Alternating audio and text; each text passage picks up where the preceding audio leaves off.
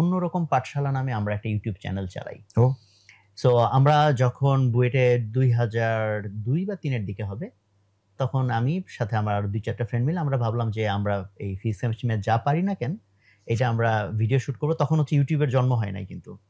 আমরা সিডিতে এটা বার্ন করতাম।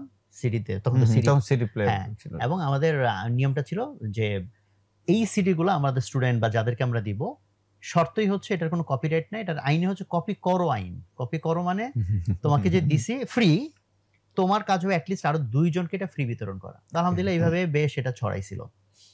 দেন যখন ইউটিউব আসলো, দেন তারও বেশ পরে বাংলাদেশ তো ইন্টারনেট পপুলার হওয়াটা আরেকটু সময় লাগলো। প্রায় 2010 বা 12 র দিকে আমরা ইয়েতে যাই, অনলাইনে যাই।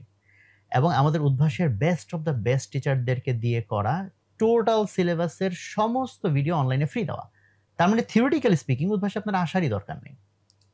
And you know what? আমার লাইফে আমি যতগুলো কাজ করছি যদি সবগুলোর মধ্যে আপনি বলেন যে সবচেয়ে বেশি দোয়া আমি কোনটাতে পাই, সেটা হচ্ছে অন্যরকম পাঠশালা। ১ লক্ষাধিক পণ্য আর অসংখ্য সুবিধা নিয়ে আস্থার রকমারি আপনার দোরে। যা কিছু দরকারি সাথে আছে রকমারি